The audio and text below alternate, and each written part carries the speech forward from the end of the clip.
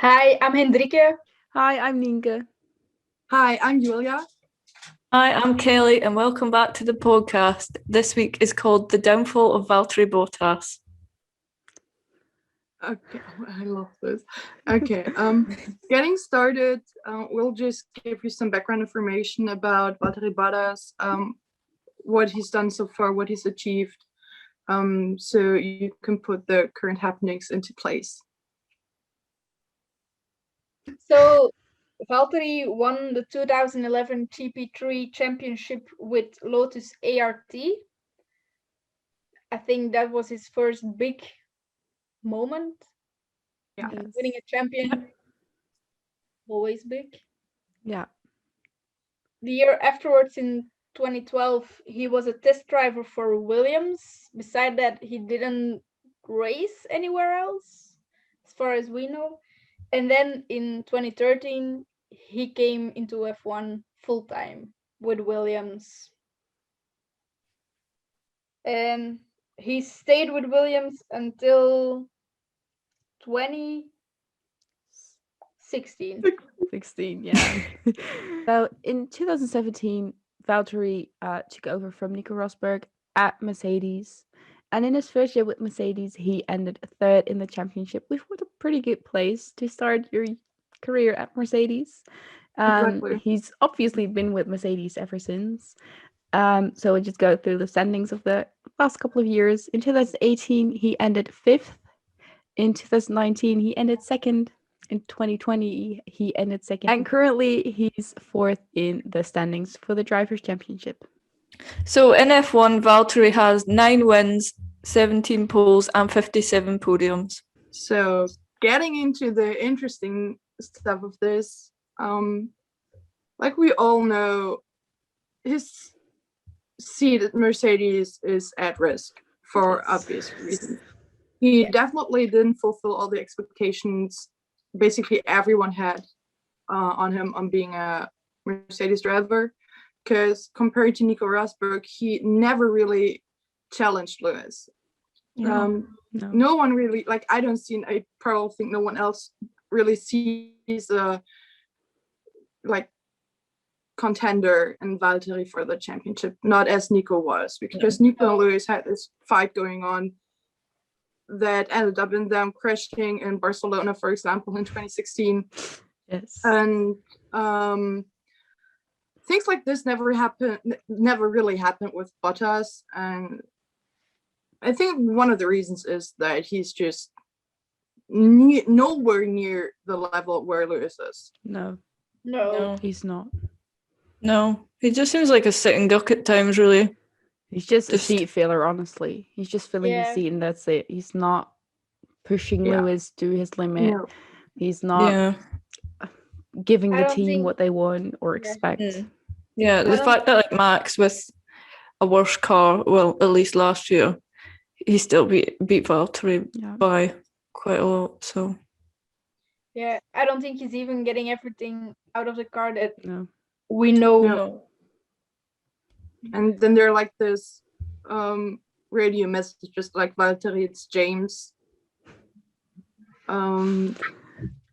That really shows that he's just there to help Lewis win. Yeah. And he can't really, like, he's there, and that's it, to be honest. Yeah. I never saw the potential of him being an actual contender for Lewis. I don't know what it is, and then he gives those speeches about, I'm all new, I've got my mindset right this season, and it always convinces me, and then when the races start. We're also hyped to see an actual fight for the championship. Yes. At least between the Mercedes cars, and then it never really happened. No. My thing is, he's a good driver when he starts from the first row and he stays there, but once he's behind one or two other cars that we know he can overtake in that Mercedes, but he's still just he's stuck there, and we see so many people overtaking everyone, and he's like, for example, the race where he started 8th, I think, and he's Yeah, Imola. stuck there. And then I think you're in a Mercedes, you should be able to. Yes. Exactly. Looking at the Yeah. most recent, like Kelly said in Imola, when he started 8th, 9th, I have no idea. Yeah. Yeah. And he couldn't manage to pass any other drivers, and then George almost overtook him in a Williams. Like Yeah, George, Yeah, that I was think that's kind of a like, I think foreshadowing we'll of the get to future, to be honest. Yeah, we'll get back to this later, the whole George Valtteri thing. But Lewis crashed and he drove up to come home second. Yes. While Valtteri couldn't manage that in 30-something laps, and Lewis just did it in a couple of laps. And I think that really shows how different their level is. Yeah. Yeah, and poor Tamal, he had pole, but he couldn't hold on to it. No. I kind of expected Lewis to be past. Yeah. Like we all get hope in Valtteri. Like I want him to do good, but he never does. he never does. No. Also, like for me, Valtteri is the point, the proof that Lewis isn't winning because of the car. Because if it's just the car, Valtteri should be winning as well. Yeah, definitely. True. I mean, yeah, that's my view on that. Yeah, I fully agree with that. To me, it seems like he's there to help Mercedes win the constructors. Yeah, but they're not even. But sure it's always that. Lewis. Yeah, he's just helping. He's just helping Lewis, really. Yeah. With orders and stuff. But this year for the constructors, I'm not even sure if Mercedes are going to get it, because Valtteri is nowhere near Lewis. He's not scoring points the way he should. Lando Norris is above him in the championship standings right now. In a McLaren. Yeah, I think after one race, I was like, okay, maybe. But 3 races can say a lot about how this is going to go. Exactly, and now that like McLaren is going to improve the car, and Lando is doing so good, and you never know where this is going to end up. Also, with Ferrari doing better this year, like Charles actually being up there with all the others, I think Valtteri is like in real trouble this year, because all the other teams stepped up the game. Mercedes is struggling a bit, and it's really interesting out there, because Red Bull got a second driver that is really good. I think once Sergio Perez really got into things with Red Bull, and like he's outscored Max in Imola in quali. He actually started P2. Seeing this could really be a thing for Red Bull, and if Valtteri isn't up there with them, I think Mercedes could actually lose the constructors championship to Red Bull. I think Valtteri is definitely feeling the pressure from Checo. And hopefully I hope he does. Yeah, I think it's just like the extra pressure on Mercedes, because now they have 2 Red Bulls. And I think it's only going to get worse for them when Checo gets more and more used to the car, and we all know what he's capable of. So and McLaren might even be a really big one up there, because once Daniel gets comfortable in the car, he's going to be up there with Lando. And Carlos as well, P5, he qualified. So I think both McLaren and Ferrari are. They stepped up their game this year. They did. Yeah. I think for Valtteri, this year is his make or break year. And looking at it now, it's gonna be a break year. I think now should be a good point to like get into the. Is he gonna be here next year? I don't think he will. For what the speculation about whether he'll even be here by the mid-season. We've seen the statement from him just today. He says he's confident he's got the contract for this year. But and he also made a backhand remark about Red Bull. But like we've seen that with Red Bull. a contract doesn't say a lot. No. Performing and lifting up to expectations. No. But he seems confident in the team. Yeah. Pierre did as well. Look what happened to him. And also, he wouldn't be replaced with a guy coming from F2 or somewhere else. He would be replaced with a guy who's already in F1, being George. Who's raced a Mercedes against him. Yeah, almost beat him in that Mercedes if the pit stop wasn't messed up. Getting things really spiced up here, I think this is serious trouble for Valtteri. Yeah. Because George raced against him and George destroyed him on track, to be honest. Yeah. I was gonna say, like, Valtteri should have beaten George. Yeah. But he didn't. I'm so happy that George was doing so great, but Valtteri having the experience in the car, sitting in a car that's made for him, he should have just crushed that race. But instead, I don't know what it is, but George being in a car he's never raced, in a seat that isn't made for him, being a tall guy, I don't know, but seeing what he did and how he crushed Valtteri, I'm sorry, but you should be embarrassed at this point. Yeah, you should.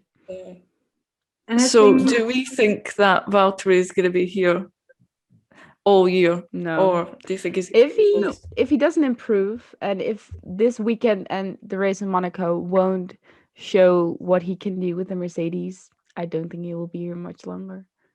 Exactly. And I think there's been rumors that Valtteri will get replaced by George for a time now, and it didn't just start at Bahrain last year. I think it started before, because at some point, like after that race in Bahrain, I got my hopes up that maybe George would be in the Mercedes this year. And now after Imola, which really put some fire to that again, because there has been people coming up with the idea of dropping Valtteri mid-season, and then he did so bad, and George, it could have been someone else, but it was George. It was actually the guy he's defending his seat of. We all know that when Valtteri gets dropped, it will be George that's gonna be up there. And seeing them crash in Imola, because George Russell in a Williams was trying to overtake Valtteri Bottas in a Mercedes says a lot. And this is not about the drivers. It's just like put all the fault thing aside, but the fact that Williams was overtaking a Mercedes says a lot. Yeah, Williams have improved, but not that much. No, no, definitely not. They haven't. Yeah, and maybe the final straw for Mercedes will be the fact that Valtteri is definitely not going to get second in the constructors this year. No, it was kind of luck that he got it last year with all Max's DNFs. Yeah. So I think he's not even sure of a third place if he keeps on going this way, and if Lando keeps on driving the way he's driving now, because then he's not going to be up there in the third place. No, and Checo as well. Looking at how the others are doing with the Ferrari and Checo, they're doing good. He might not even be fifth or sixth. I mean, Ferrari tries a bit harder, and Valtteri has one or two big screw ups again. He's not gonna be up there, because once Daniel gets comfortable, that's gonna be a fight, and the Ferraris only are gonna improve even more, and Carlos is gonna get more comfortable, because we need to remember we're only 3 weekends in. Yeah. But the rumors are already there. Yeah. And that says a lot. It does. Yeah. I think if there's gonna be a change, and this might be a bit controversial, it's gonna be for next year. Because I do agree with what Valtteri says, Mercedes isn't the type of team to make a big switch in the middle of the year. No, but if it really would put their constructorships championship at risk, they might switch, because they know what George can do, and they know what Valtteri is doing now. Not He's screwing up the whole team. I don't think Mercedes will let that happen. I think the fact that the field's like closing up, the midfield are getting closer. Like already we've had a Lando podium. I think if Valtteri cracks under that pressure and he lets Lando and Charles have been so consistent so far, and consistency is key. So I think if things keep going like this, we could see him leaving soon. Yeah. And do we think he's gonna switch with George? No. Him going to Williams for the end of the season, or is somebody else gonna fill Williams seated? Yeah. I don't think he could take that knock to his ego. I think he would just leave. Okay. Julia coming back with wild predictions here. Put them classic. Classic. This is really bold, but I actually can see it happen. So Valtteri gets dropped by Mercedes mid-season in the summer break. They get George up into the Mercedes because that's the obvious choice. I mean, they've got some quite good reserve drivers, but Nick and Stoffel are doing really good in Formula E, so I don't think they're gonna take them. George already got experience with driving in Bahrain, which is a good thing, and he did quite good there. We all know that Mercedes got another third test and reserve driver, being Nico Hülkenberg. But as much as I love Nico, I don't see him getting into the Mercedes. So George is the obvious choice, and then we got a seat at Williams Open. Coming in, Nico Hülkenberg. Yeah, that was what I was going to say. Yeah, I think it's either Nico or maybe Jack Aitken. Yeah, that could be as well. Because he drove for Williams last year, replacing George, if I'm correct. So he already has experience in the Williams. Okay, yeah. So that might also be the one replacing George for Williams. I like the Nico idea way better, to be honest. Yeah, same, but they have options, and I think it'd be good for a young driver, so they don't have the pressure. If you're in a Williams, you can just gain experience, just like Mick and Nikki are doing at Haas. They're just kind of gaining experience. They have nothing to lose. Yeah. And thinking as well, I would love to see Nico back, but would he want to race in a car that's not sure as bad as the Williams? And he's also the Aston Martin test reserve driver. No. So that might also be a thing that he can't go to Williams because of that. And, Yeah. So I think I would love Nico in there. Yes, same. Of course. Yeah. But being realistic, I think they go for Jack Aitken. Yeah. Yeah. I think so as well. He isn't a bad choice either. I think sooner or later he'd be in F1 for Williams because at least by the end of the season, George is gonna move up to Mercedes. Yeah. And then there's the spot open at Williams. Okay. Mm-hmm. And now I was just thinking a big what if. What if Mercedes decides to keep Valtteri on for another year? That will be just stupid. Yeah. Then they're gonna lose the Constructors' Championship next year. Definitely. Yeah. And then Red Bull will have a different engine, a new engine. Not a Honda one. We don't know what they're gonna go to, but they might go to one that's quite close to the Mercedes ones.